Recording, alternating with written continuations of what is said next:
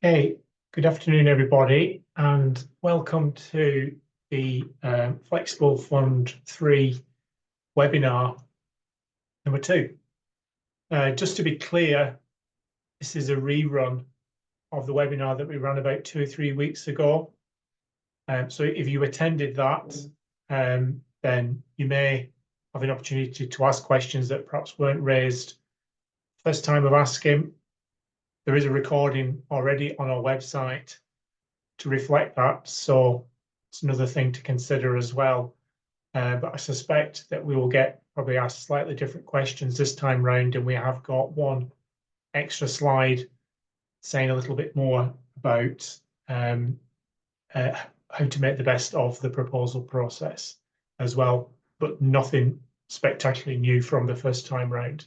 So that's just kind of give you a quick flavour. So thanks all for coming along to this briefing session. My name is James Richards. I'm part of the management team on the EDI Caucus, or EDICa as we've been calling it, research project. I'm also the principal investigator of workstream 3. There have been 3 calls on the Flexible Fund from the different work streams. So this is the 3rd one, and it relates to the one that I'm running. So hence why I'm doing the presentation, and hopefully I can be the person who can help you with any questions or queries you might have. But I do have a wider team of people with me today, and 1 or 2 people who perhaps may be joining us shortly. So this is an information session. There is something that I'll come on to, and you'll probably be aware of it already, a mandatory aspect of applying for the grant later on in October. That is an expression of interest, but I'll come back to that in a few months' time. I think it's important to mention that now, just so that everybody completes that, or is at least very aware of it at this stage. You've probably had time to have a quick look at the screen. Just going through our code of conduct in terms of conduct that we would expect of such a webinar, not anticipating any problems, but it's very much reflecting the ethos of what EDICa is about, and EDI more generally across the research and innovation ecosystem, and much wider than that as well. I put a quick message in the chat function. You may have seen that already. Essentially, this will be a presentation of about 20 minutes or so, and then we will take any questions or any queries that you might have. Ultimately, if there's any questions and queries that we can't answer, then we can take them offline. You probably have our email address, but it's on the slide that follows this as well. You can put questions and queries into the chat function as we go, and it may well be the case that some of those questions may be answered as we go along by the people who are supporting me. We've got Diane, who is a co-PI on workstream 3, and we've also got Vanilla, who is our senior project manager for EDICa as well. So they may be in a position to just give you a text response or a web link where you might find information that you're looking for. In terms of accessibility, apart from the fact that this is being recorded, and we will make this available as soon as we can on the EDICa website, web link below, you can activate closed captions if you wish to as well. And I think somebody has already done that, and the recording itself will be fully subtitled as well. So moving on to the actual presentation itself, again, just to kind of say that this is a rerun of the first webinar with some slight differences, but those differences may be down more to you than rather than to us. Some of our information, some contact information about us as a research centre. We've got the email address, we've got our website address, and I'm pleased to inform everybody that we've had an upgrade in terms of our website. We've been using a kind of temporary measure in the meantime, which has been organised extraordinarily well by Vanilla. So please make use of the website and given that it's new and it's not bound to be perfect, if you've got any feedback for us, then we would be very grateful to receive that, perhaps better later on via the email address. And you can find us on Twitter, you can find us on LinkedIn. So please, follow us. We may well follow you back. And if you contact email address, you can sign up for our general newsletter as well. So in terms of what we're going to take you through today, it may well be the case that some or many of you are already aware of EDICa, and potentially it's the people who work for EDICa, people who are within the team at various levels and perform various functions and roles.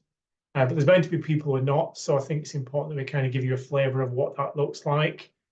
There will be people that you know, maybe people that work or people that you know, but they may help you certainly in terms of understanding where we're coming from, in a slightly additional and broader contextual way as well. Tell you what the Caucus is about, because that's essentially an important part of applying for a research grant under our flexible fund.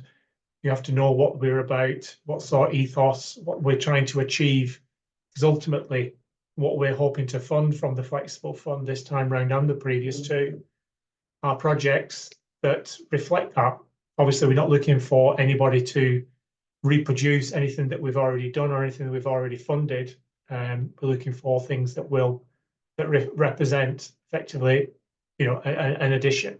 But the scope for research in this area is well beyond anything we could do in 3 years or any number of flexible funds. But there's plenty to go at, and we're very keen to hear about what that is, and hopefully this process that we're taking you through now will facilitate that in some way. Say a little bit more about the flexible fund in itself, because as I said already, this is the third and final call under the EDI Caucus or EDICa. Then I'll take you through the application process, and part of that is actually to tell you a little bit more about how we will effectively review all the applications that receive that go through our initial sifting process, which will, for the main part, just try to check that everybody who's applied or their organisations is legible. I suspect just about everybody, not everybody, will get through that process, but we'll have to check things nevertheless. And something that wasn't a slide that wasn't included in the previous webinar is a slide specifically on what makes for a good application. But this essentially is in many ways things that I'll probably mention as we go along. Some stuff that in one sense is also quite obvious, but sometimes it's important to kind of mention or re-mention the most obvious things. And it's also informed to a certain extent by some of the inquiries that we had last time round, and one or two things we've had to deal with in the meantime. And then it's over to you. Hopefully in the meantime, if you've got any questions, you can put those into the chat. We may be able to answer them as we go along and save more time for more in-depth or more complex question and answer. So just to kind of walk you through a little bit about EDICa, the EDI Caucus is funded by 5 research councils that come under UKRI and the British Academy. We were created to support the research and innovation sector in the UK with evidence-based research and equality, diversity and inclusion practice. So essentially that's what the Flexible Fund call is really about. It's just one further kind of dimension to that. We're looking for research proposals from yourselves that will help with that evidence base that we can ultimately share with the sector. And this is quite a prestigious kind of project. So in a sense, whilst the funding that we have on offer is relatively modest, there's a good chance that being associated with and what might actually follow in terms of impact and the possibilities in terms of the research being made more aware of and what the recommendations are is likely to be reach a bit further than perhaps in slightly more conventional examples, etc., and things like that. So EDICa conducts as well its own research. We've been in operation from the beginning of January 2023. We run until the end of 2025. We've also been producing our own evidence reviews.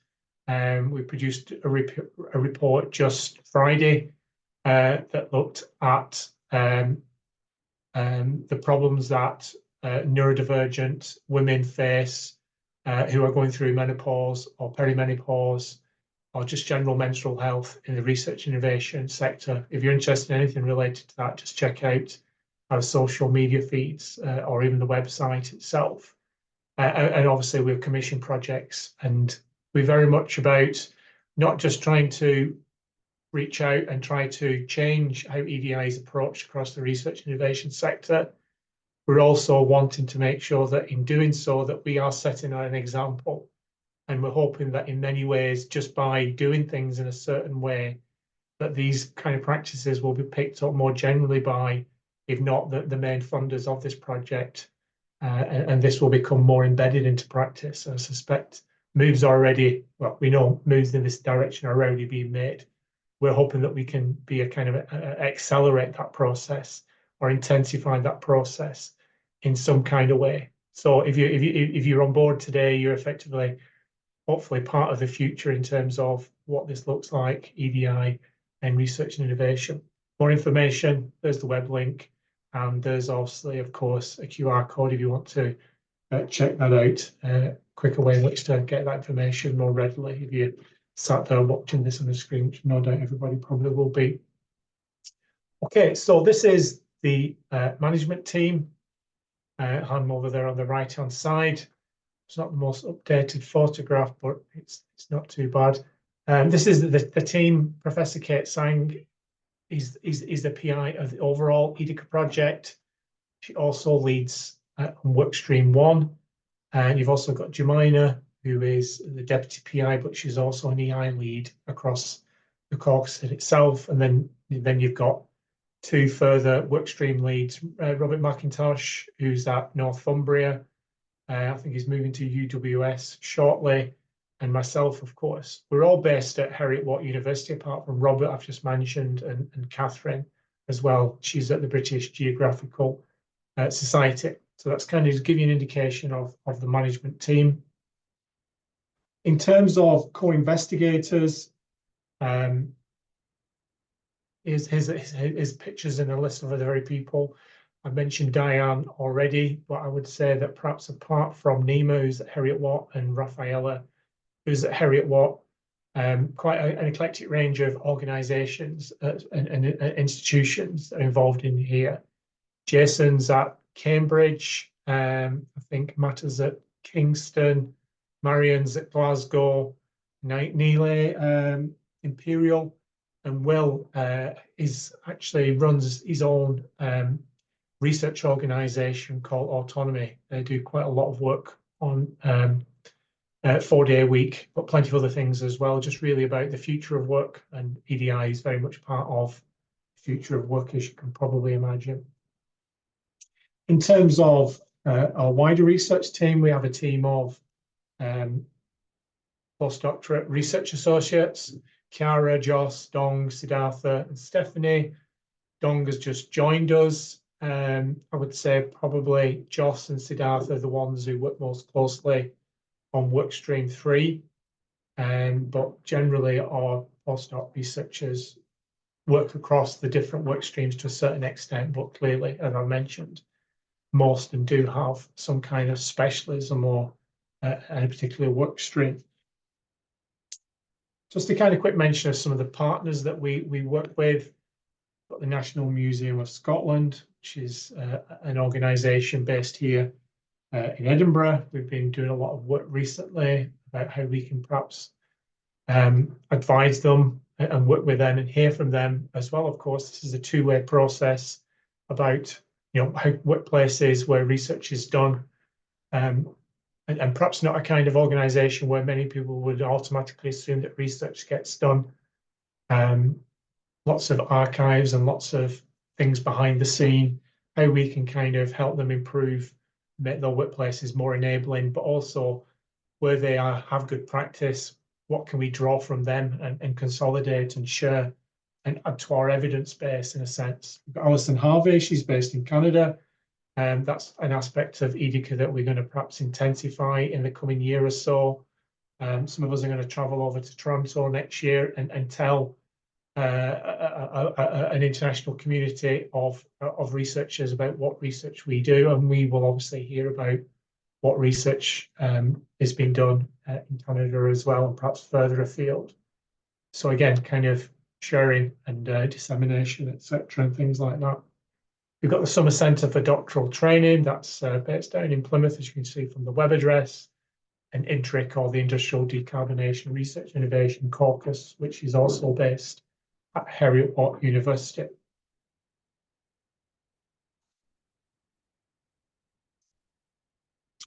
So again, forgive us if you're familiar to a certain extent with what the EDI Caucus is about, but hopefully we can get through this fairly quickly and move on to perhaps some of the things that are perhaps of most importance.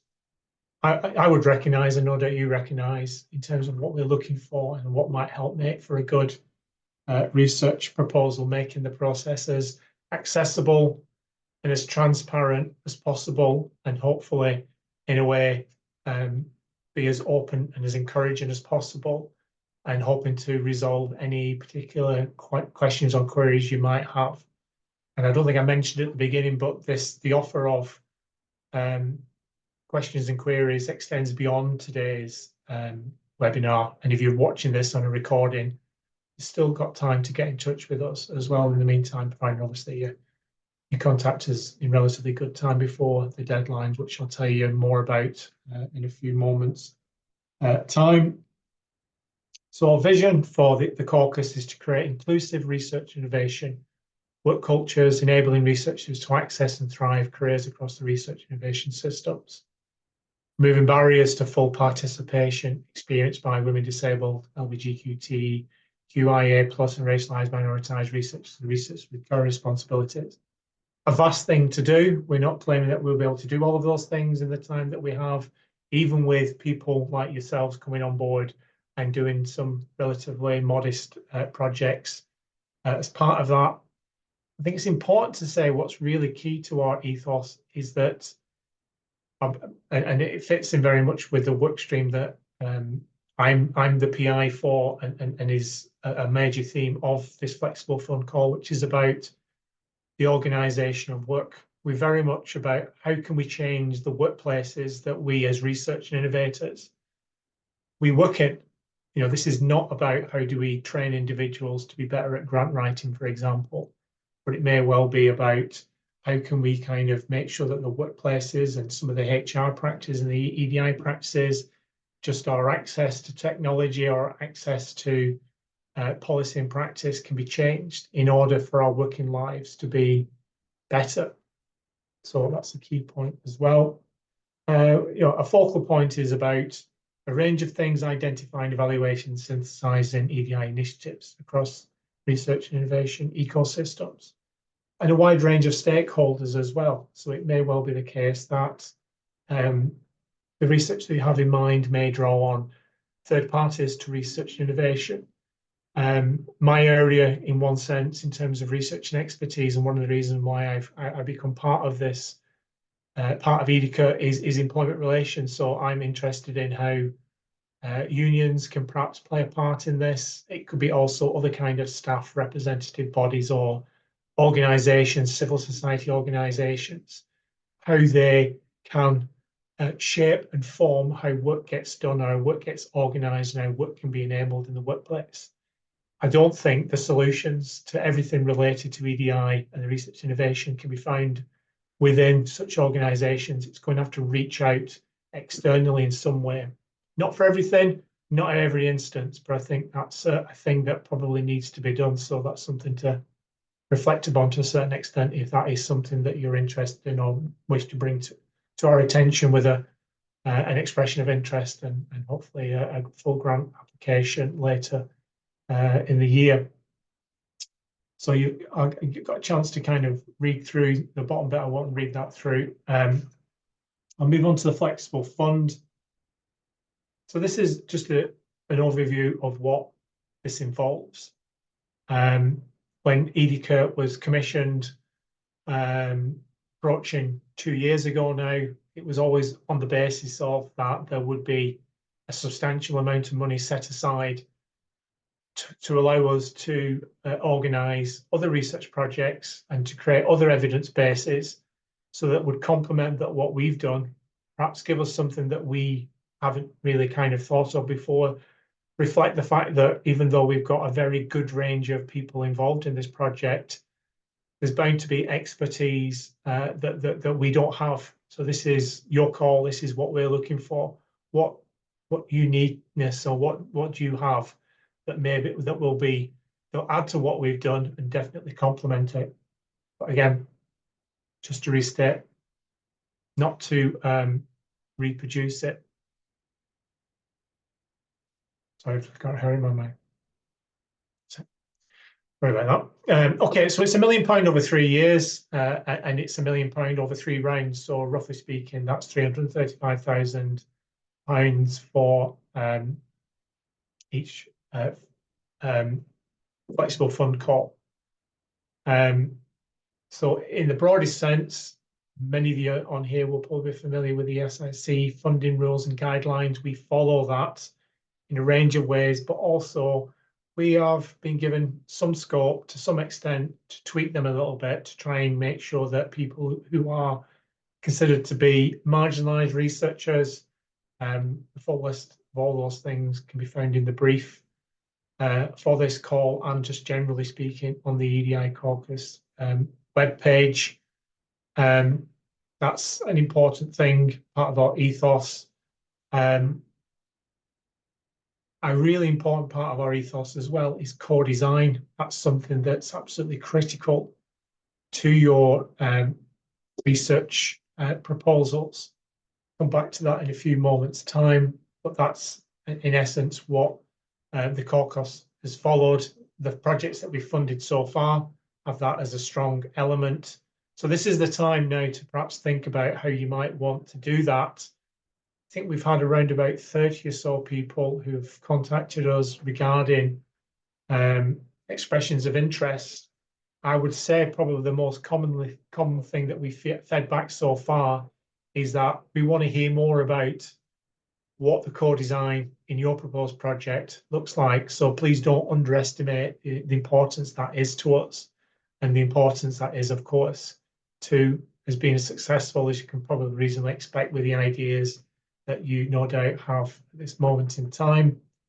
We're looking for impact from our research. We certainly don't expect people to deliver impact within the relatively short timescales that the projects will be funded for, which is around about 6 to 9 months in 2025. But we are looking for strong signs and clear signalling of how impact, this will be based on trying to create impact, of course, but we'll also be looking for how you may be trying to build that in so that you can demonstrate that at some point in the future. And we would expect probably in most instances that impact, as is usually the case with academic research, is usually not necessarily verifiable or it can't be corroborated until later down the line, but hopefully you put everything in place that you can reasonably expect to do with that, etc. So workplace changes, new evidence bases we're looking at, new data sets that could really help and shape and form EDI practice as we evolve as a sector in research and innovation. So just a little bit more about workstream 3. Obviously, this is about workstream 3, and all research proposals must reflect, at the very least, the fundamentals of what workstream 3 is about. It's about the organisation of work. It's the nature of work. It's how work is organised in research and innovation workplaces. Research and workplaces can vary substantially. If you've read through the brief, we've perhaps given you some examples of the kind of variation that's available. It's not just about universities, but we probably would expect a bulk of the applications to come from people who not only want to research EDI in universities, and no doubt probably work in universities as well. So the focus, as it says on the left-hand side of the screen, how can work be organised in a variety of research workplaces to create enabling workplaces? We're not expecting anybody to come up with something that at the least tries to kind of change everything and transform the workplace completely for all people who come under EDI kind of characteristics, or even one particular group, etc., and things like that. We're looking for relatively balanced, clear parametered research projects that perhaps pick a particular issue and offer some kind of way in which to try and kind of how can we progress and work towards changing practice in that area? How can we change how work is organised, how jobs are designed, how HR policy and practice is run? What the kind of things can we kind of bring into our organisation that will continue that in some kind of way? Embedding in organisations the nature of things such as co-design in itself would be a major achievement for any kind of research and innovation organisation. Every time that you're looking to kind of try and bring in a new practice or build a new lab or a new kind of direction for your organisation, let's think equalities and how can we kind of work with the people who effectively are on the ground in these situations. We need to bring them into the process by which we design our workplaces. Anything that comes along after the event is inevitably going to be, probably on balance, less effective than if you get people in early. But doesn't necessarily mean to be that that's exactly what you'll be looking to do, etc., things like that. So the proposals ideally would centre on one or multiple aspects of research and innovation workplaces. It could be making recommendations for how you can minimise, mitigate, again, in EDI, in HR practice. It could be health and safety. It could be well-being practice, although, recognising that these days those two tend to be used interchangeably when perhaps they probably shouldn't be used interchangeably, but they're certainly linked. Employment relations policy as well. How can it be that organisations work with groups in the organisation? They may have to create those groups or facilitate those groups, or they may be established organisations. Again, I've mentioned unions or CSOs or any kind of organisation that it could be a professional organisation that has certain expertise that the organisation doesn't have. How can you change your employment relations policies? How do you work with, in pluralist frameworks, different stakeholders in your organisation? Bring them on board and to make sure that A, they feel valued and they feel that their voice can be heard, but those things can translate into some kind of meaningful and effective practice. Whatever that may be is obviously down to you. Mentioned already, projects are likely to run for around about 6 to 9 months. So just one kind of helpful hint right now in one sense is we're probably looking at funding projects that that you probably already have a good sense of what you want them to be, or many of the things that you need for your project to work are at least mostly in place right now. So if you're going to work with stakeholder groups, if you're going to work with a particular group of people who are the end users may benefit from this, there will be neurodivergent people or LGBTQ plus people. You should already probably thinking about how to, if you already have those contacts, speaking to them about having a prospective project in mind and how at some point in the not too distant future, you'll be looking to draw upon them to help you and to shape and form your project when it goes live, etc., and things like that. So we're looking for a balance. We called it a kind of balanced portfolio. We're looking for a variety of projects. We're not looking to reproduce anything that we've already done so far. It's obviously worthwhile to a certain extent to reproduce research to test its validity, etc. But that's not necessarily what we're really looking to do right now. So we're looking for a good balance of research. And I think the more unique that your project is, probably on balance, is probably might give that little bit extra edge but there are lots of other things to kind of go along with that, and I'll take you through those as we go along. So just a few slides now going through the evaluation criteria, just checking to be sure there's 8 forms of criteria. This is effectively the scorecard that we will give to our reviewers, and they'll review your proposal if you submit one on 8 criteria, and that's going to be the basis by which at the very least we whittle down and shortlist the ones that we want to discuss in more detail, the ones that ultimately on aggregate rate the highest. Clearly, we may end up with outliers, as often is the case with evaluating anything to do with research. That's part of the process. We've thought about that, and that's definitely part of what we do. But these are the criteria that we're looking for. So this is, in one sense, when you've got your proposal in mind, and you want to get it reviewed internally, perhaps, or by people that you can say to them, this is the criteria. Can you kind of give us some feedback? But also, these are the things that we know that the EDI Caucus is looking for. So I can't say it more often than I have done already, or I will do. The proposals must have a design approach. How you're going to draw on your stakeholders or your research end users. You may ultimately use both, and it may well be the case that your stakeholders and your research end users overlap in some way. How are you going to engage them in your project? Like I said before, we thought we might and would hope to see more evidence of this in the proposal that we've seen, or the rough ideas that we've seen so far. Just to be clear, the expression of interest, how we've kind of fed back to you, has no bearing whatsoever on how your proposal will eventually be reviewed. That's a separate and de-linked process. These will be given to anonymous, go out for anonymous peer review, and they will not have access to any information that we may have received about your project prior to that. So what is your evidence gap? The more novel, as I kind of hinted at already, is really important. It could be piloting an intervention. It could be creating a new evidence base. So what is the evidence gap? Can you kind of substantiate what that actually is?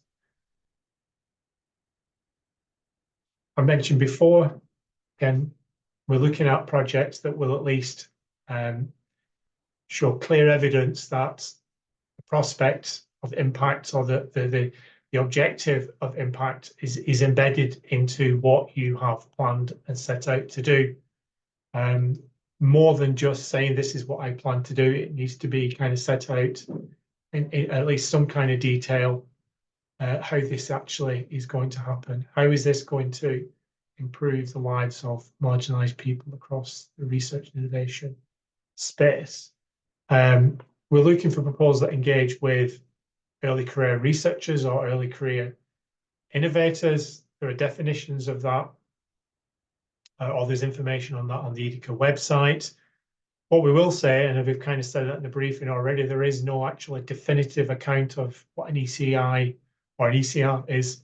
So if you've got any doubt of what that may involve, or whether that causes any problems applying as a principal investigator from your institution, then you've got our email address. Get in touch. 1 or 2 people have already got in touch about that, and we're certainly trying to help and trying to shape practice more general in that area. So don't feel that if you've got a problem in that area, we may be able to resolve or help with that in some kind of way, or at least advise. So proposals has some kind of interdisciplinary and cross-sector partnerships,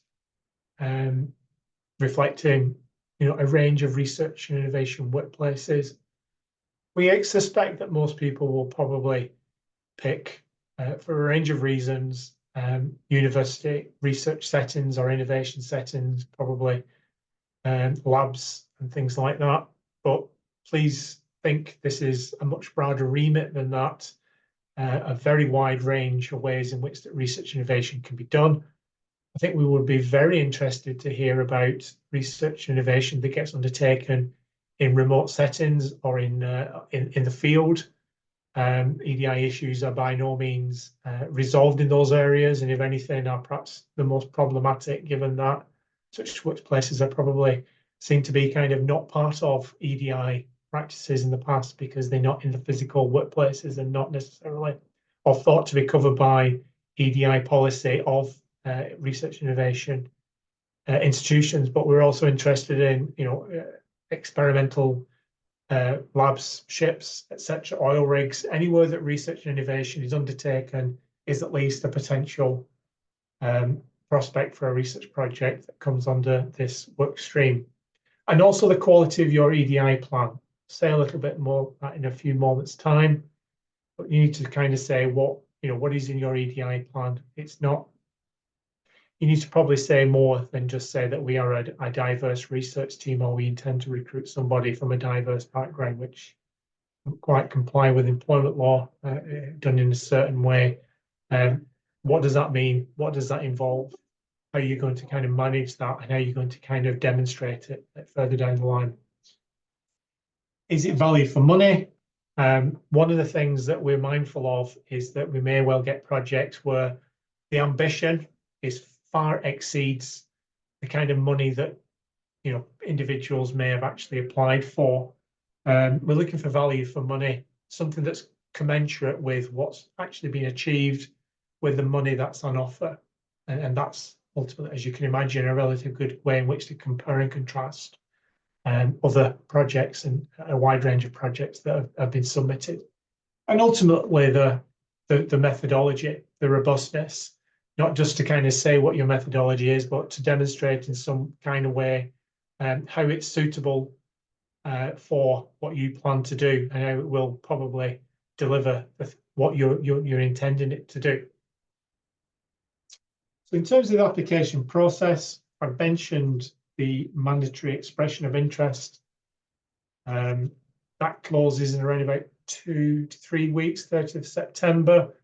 We've been providing feedback. I think feedback has gone back on the first 20 expressions of interest. We've just recently received another batch of 10. So if you've submitted something recently, you'll get that feedback very soon. Try to get that with us as soon as possible. It's a mandatory part, as it says quite clearly. And also the deadline for applications, that's around about a month later, so about 6 to 7 weeks from now. I don't think my maths is good enough to estimate that quite rightly in this situation. So in terms of what we will do, we'll obviously, as I've kind of said already, we'll receive all the applications, we'll sift through them, anything that we don't believe is eligible, we will discount.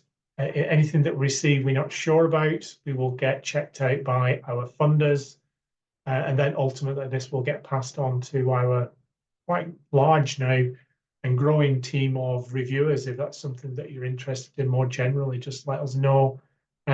We expect everything to be at least double-blind peer reviewed with ratings based on the evaluation criteria you've seen in the last 4 slides. And we're hoping, and the timeline is that this will be completed by mid-December, and hopefully we will have the outcomes and you'll receive that feedback towards the end of January, with view to project starting as soon as possible from February onwards. So this is final slide. I'm not sure how long I've taken so far. Hopefully I've not laboured the point on too many things, but this is something we added, and some of these points here I've gone through already in one sense, or some of them are relatively straightforward or pretty obvious, so apologies if they are stated in the obvious, and some of these information is already available on our EDICa website. So follow the brief. We feel that the brief, we've had that widely kind of reviewed and consulted on it with our stakeholder groups as well, and with our funders. And so ultimately, we're pretty convinced that this is a good and clear, transparent set of information that should be very valuable in putting together your proposal.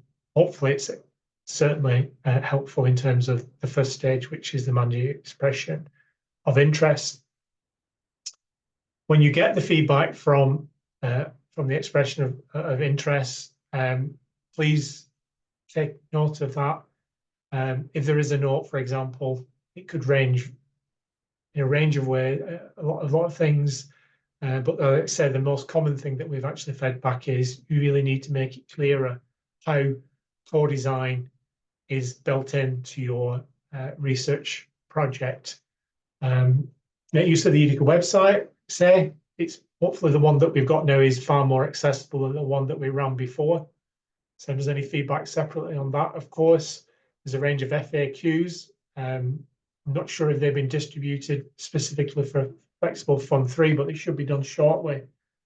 So keep an eye on the website. That will be updated. It's not a static website, not just for this particular flexible fund as well. I mentioned it before. What you plan to do should fit the budget and the timeline, something that can be done within 6 to 9 months. It's not over ambitious, but it is something that fills a gap. It meets the criteria of core design. It's about the organization or the reorganization of work. It's about enabling workplaces. It builds on that theme. It's likely to add to not just the evidence base that we're collecting, but also you will no doubt be thinking about publications as well. And it may well be the case that you think about how this might be published sometime in the distant future at this moment in time. Clarify the aspects of EDI in your team. Again, I've mentioned this already, but I'll just quickly state it again. If you're stating that a team is diverse, which we expect probably to happen anyway, what does that mean? What does that look like? Just a description or a kind of say that we will follow HR policy and practice. It's almost certainly going to be seen as not enough and not going to be rated very highly. Certainly in that aspect of the evaluation criteria. And as kind of, again, I mentioned this before, again, this is pretty standard kind of recommendation anyway, we're applying for research grants, whether it's to a funding body like UKI or British Academy or anywhere else, always best to let somebody have a look at your proposal, give you some critical feedback, be that critical friend, maybe somebody that is in that field that you're interested in or that area of EDI that you're interested in, but also somebody else perhaps who doesn't know that, who can perhaps give you some feedback that may be overlooked or taken for granted that it's understood before it's submitted. Okay, so I will finish now and I'll hand it over to you. I will first of all unshare the screen and then I will hand over to you in terms of the questions.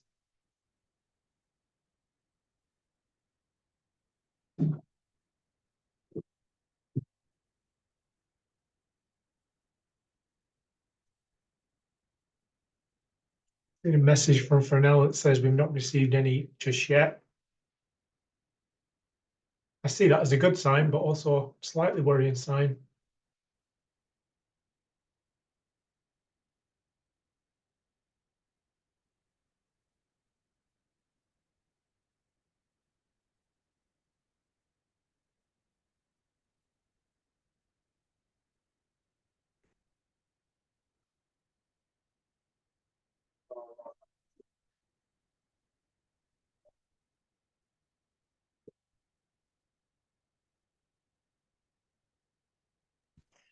So just because I think James had said put things into the chat, but the chat might be disabled for participants. It's only panelists who can use it, but the Q&A button, if you use that, you can type it in. And then as we respond to answers, we can then make them visible to everybody. So there's a question here from Cara. The chat, sorry, another one. Do you know if any future funding rounds will come from EDICa? Sorry, I missed that. Are there any future funding rounds? So this is the last of the 3 funding rounds. Yeah. Our own funding is coming to an end at the end of next year, which is why the project duration for this round is a little bit shorter, just due to the timelines. So there's no more future funding rounds. Yeah, that's correct. And at least the funding will be used, so there'll be no funding left over. Unless our funders would like to fund us again. So we are perfectly happy for that to happen. But at the moment, this is all we've got. If an ECR does not lead the bid, but are part of the research team, would that be in remit? So I'm under the impression that we are looking for people who are ECR or ECI to lead the bid, but we appreciate that might not be allowable potentially in some institutions. I don't know whether that is something that's implicit in the actual question? The other thing is if there's scenarios and behind that, and if it's explained, then that also might support the case. So I think I've heard of a case where somebody might technically not be early career researcher, however, their career path has been so disjointed for various different reasons that they could still position themselves as somebody who kind of just still needs this early starter kind of project. So it's not going to be a black and white answer. Yeah, I don't have a name though, not that I would read out somebody's name, it just says anonymous attendee, but whoever asked that question, if you want to email us and perhaps be more detailed with what you're actually thinking, I'm pretty certain that we can give you a definitive answer, given that we've been through this will be our third round, of course. So we will probably have at least an answer to how we've responded to it before, but maybe something that's helpful and maybe be able to define in some way that how you approach the proposal. James, did you mention the 17th of September? Or So we've organized yes. So we've organized a drop-in session for this kind of question where it's kind of a little bit personal and you might not want to be asking it in this kind of a setting. And so on the 17th of September at, I believe it's 1 o'clock, but I'll just double check and confirm that. James and Kate will be in a virtual meeting room. It's 1 o'clock on the 17th, Tuesday, the 17th of September. So James and Kate will be in a virtual meeting room. You will be sitting in a waiting room, and we will admit people as and when starting and first come, first served into the meeting room. And then you can sort of have a one-to-one conversation with Kate and James.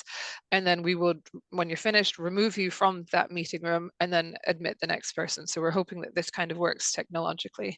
So that's another opportunity to ask that kind of a question and have a discussion. So moving on to the next question, we've got, if we design a project plan which is significantly less than the potential funding, for example, about £25,000, as it is more feasible for the timescale, does that actually put us at a disadvantage? Based on what you've just said, I would say probably no. Essentially because we've only we're working off the idea that we have approximately £335,000 to fund flexible fund 3, and we've just felt that based on discussions and what we've funded so far, that we would divide that roughly up between 5 to 6 projects, which gives a figure of roughly £55,000 to £60,000. That's not to say that we won't accept and review and take at full face value project that is probably more than that, but also less than that. Having said that, I think £25,000 is quite a modest amount of money. £55,000 is quite a modest amount of money. So I would encourage you to think about how you could perhaps be sure that what you're doing is achievable within that amount, because ultimately, if we felt that £25,000 was not enough to do what you're planning to do, then that might count more against in any way than anything else. So, but if 25,000 is quite clearly the right amount for something that is worthwhile doing and fills an evidence gap and involves co-design, etc., and working with stakeholders and end users, then in my mind, if it's a good quality piece of research, then there's a good chance as any that it will be funded. Moving on to the next one, do EC innovators need to be based in a university or large research institution, or can they be an independent organization? As far as I understand it, whoever leads the project must work for an organization that's recognized by UKRI. But in terms of the wider team, that's not the requirement. I thought it was not just UKRI, because Innovate UK in UKRI, it's specifically ESRC, right? I was under the impression that it was UKRI, but it may well be ESRC. But I think the main thing is whoever's leading the project who's recognized by the organization is most important. Who leads it? So you can have quite an eclectic team if you are leading from a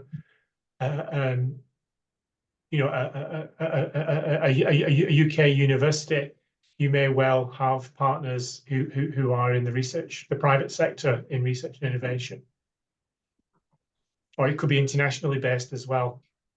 I think it's really the person who is the lead or the PI needs to work for an organisation that's recognised by the funders. So are you saying, Vanilla, it should be ESRC rather than UKRI more generally?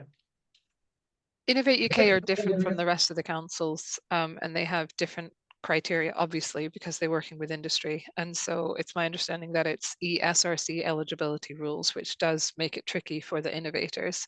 But I'm not the one who's got my hands all over the flexible fund. I deal with other aspects. It's Katrine. So if somebody is still wanting to know a little bit more about that question, then we can come back to them on that one.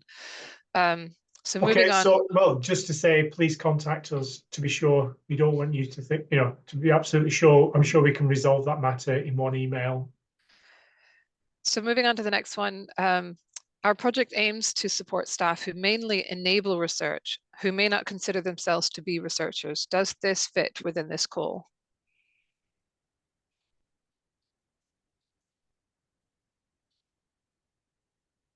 So I take it to mean support staff, professional services.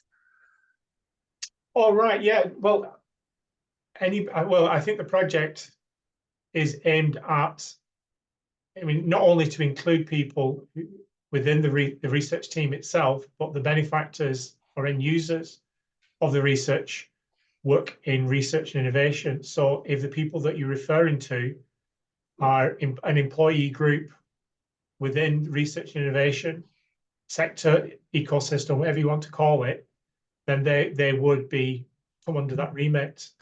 So yeah, the example that Fenella gave you, if it's administrative staff, professional services, lab technicians.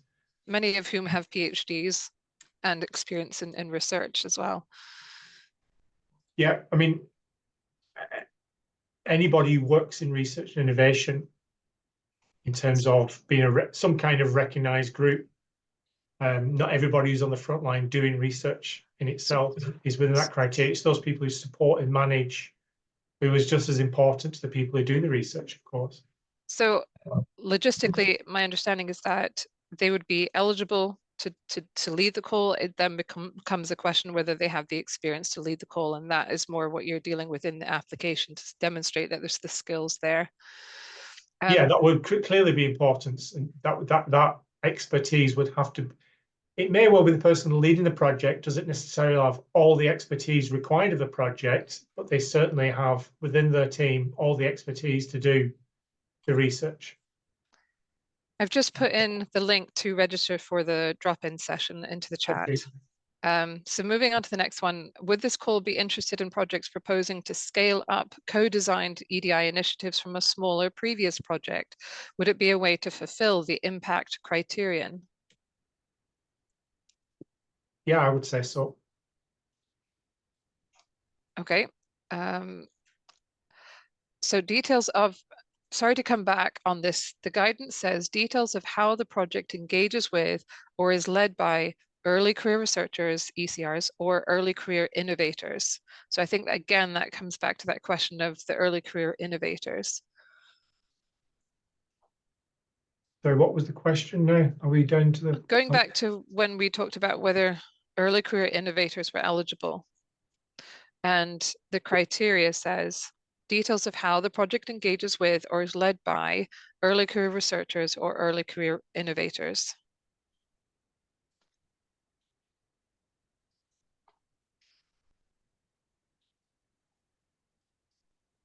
I'm not sure what the question is. That's what's kind of stumping me, really. It's again asking whether somebody who is an early career innovator in not necessarily a higher education institution can be eligible to lead on it.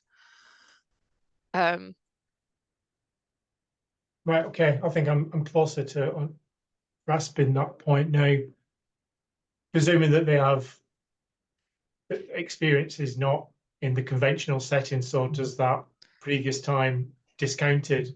Is that kind of what's being hinted at, do you think, Fenella? just I reading think the other one. So it doesn't say projects need to be led by ECR. So I guess this would need to be justified. The question is, can established researchers lead on this? So it's not just early career, it's also some established researchers. I think there has been a reluctance to give well-established researchers one of these flexible fund calls, because one of the purposes of the call is to be giving a starter to underrepresented, minoritized researchers. yeah, that's absolutely the case, Vanilla. I mean, that's But not we, to it's, say that an experienced, even a very experienced researcher or innovator couldn't be a substantial part of the project, but we need to see that that they were at least co-leading with somebody who is early career, and there is some kind of benefit specifically for that early career person. They're not just a kind of a deputy or a support. They are effectively getting experience and getting the credentials that will then boost their career, as you just said, Vanilla. Yeah, I mean, we've been approached recently by institutions that where without, you cannot apply for a grant, and of this case, without some kind of accreditation of being an experienced researcher. We're not entirely sure what that might be, but perhaps, almost certainly, perhaps a professor or somebody who's already got substantial grant capture previously. But we want some clear evidence that they were mentoring, or they were kind of doing it jointly with somebody early career. so we've had some knowledge that there are some institutions and schools which require there to be a not early career, so a permanent employee who kind of leads on the project. And so we have asked people to kind of just let us know about that and see how we can work on it. And it might just be that nominally there's a permanent employee who's a lead contractor, but there's the understanding that there's the project is definitely being driven by an early career researcher and is getting that experience. Yeah, yeah. This is about some people who are early career, benefiting from a particular approach that allows them to lead. But there's different ways in which they can lead. Ideally, they will lead on, as a single PI, but it may well be the case that we see how they will benefit from that through a slightly different approach. As I kind of mentioned before, some kind of joint principal or lead investigatory role would probably come into that criteria, but I think it would be helpful to kind of say, at least briefly, what that actually involves in the application, but also as well, if you're any doubt about any ambiguity or any way in which you feel that you wish to express that and you're not quite sure how to do it, then drop us an email. Again, it's something that we can probably resolve quite quickly, given that this is the third time that we've gone through something like this, and I'm pretty certain that we've had similar kind of people contact us or similar queries before. Next question. Many professional services staff haven't been listed on grant applications. They may not be early career in the sense of number of years since PhD, but haven't had the opportunity to lead or co-lead. So how will that be addressed in terms of early career researcher eligibility? I think certainly from the research that you guys are doing, we've seen people who've had to leave the research track and ended up in professional services, partly for family reasons, for medical reasons. And so having a project that then potentially opens up the track back into research is something that we would be interested in. Yeah, not just to boost somebody's career who might traditionally struggle, but yeah, to change career tracks, accelerate that process. As I kind of mentioned before, if it is somebody who's professional services, then I think one of the things that we're looking out for is that person leading, and does the team collectively have that kind of expertise, or just what is needed to make that project successful? Because I mean, ultimately, as most people will probably know from any kind of grant success, some of it is based around risk, and that certainly will come in some shape or form into our evaluation based on the criteria we've given you before. I would also point out that the first project in the first round of funding was feeding the research and innovation pipeline, COVID-19 and closing the degree grade awarding gap for Black and other minoritized students. So that was led by, or is led by, Dr. Kamna Patel, but very much with the co-investigator Paulette Williams, who's head of student success at UCL. So that was one where there was two major partners. One of them is professional services and the other one is an academic. What is your definition of an ECR, an early career researcher? This person got their PhD 9 years ago, but has never had a permanent contract. I think for certain, check our website for that. I mean, there isn't, one doesn't exist, a universal and universally recognized definition of ECR. Some of the definition, we also have a wider range of criteria that we're looking for from people who are going to lead on these projects. And as you've indicated here, you've had a range of, by the sounds of it, fixed term contracts. There is something in the criteria about precarious contracts, which, you know, a 1 year, 2 year, 3 year contract would come under. So, and one of the criteria as well, you've not previously held a grant with an organisation such as the funding bodies associated with UKRI. So there's a good chance that you could well fall under that criteria. Have a look through the list of criteria, and ultimately, if it still remains ambiguous at the end of all of this, drop us an email or come along to the drop-in session later this month.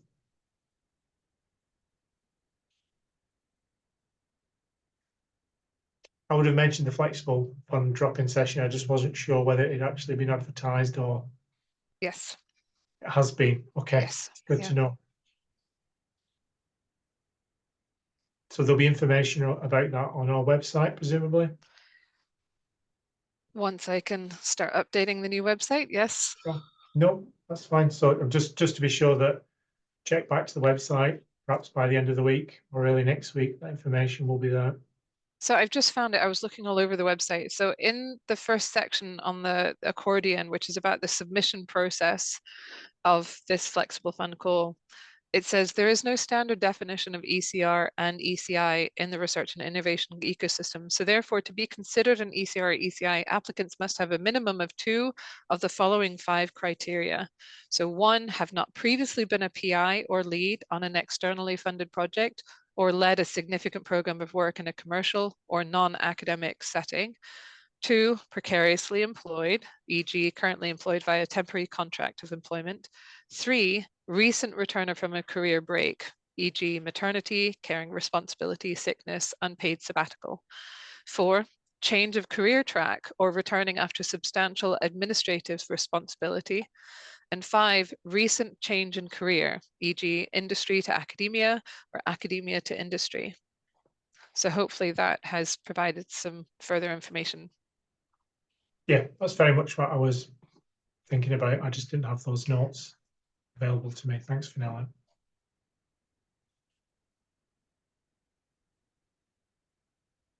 I think we have no more questions.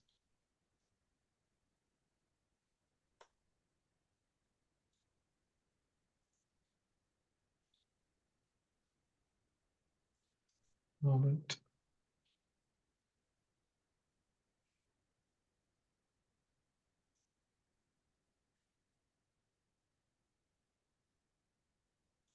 Okay. Quite a few people have dropped off the call since we first started. But just to kind of restate before we finish, is anything you're not sure about? Anything that's not been resolved through this session? You can come along to the drop-in session, or you can drop us an email. I think there's a good chance that we'll be able to answer that question swiftly. So I think, yeah, let's close the session. Thank you very much for attending. Thank you. Bye.